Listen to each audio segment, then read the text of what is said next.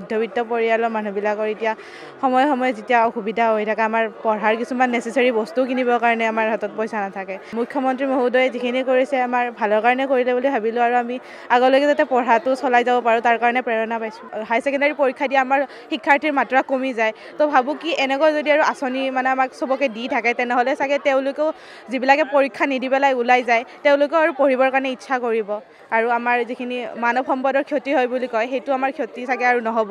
আমাৰ tuition fees বা আমাৰ মেট্ৰিকৰ কাৰণে যিটো সময়খিনিত আমি যিখিনি বস্তু লাগে আমাৰ স্কুলৰ বাবে বা কিতাপ পত্ৰ বহি বা নোটছ, সেইখিনিৰ কাৰণে যিখিনি মামাই প্ৰেৰণা আঁচনিখন আমাৰ কাৰণে মানে উলিয়াইছে, মেডিকেল কলেজ বহুতো 5খন স্থাপন কৰি আছে, বনাই আছে, সেইটো কাৰণেও ভাল লাগিছে। মেডিকেল লাইনত যোৱাবিলাকৰো ভাল হ'ব।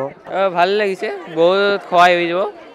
মাজতে টিউশ্যন ফিজ, মাজতে কিতাপ বহি কিনিব লাগিলে বহুতখিনি আমি পাই যাম এই মামাই দিয়া 300 টকাৰ পৰা।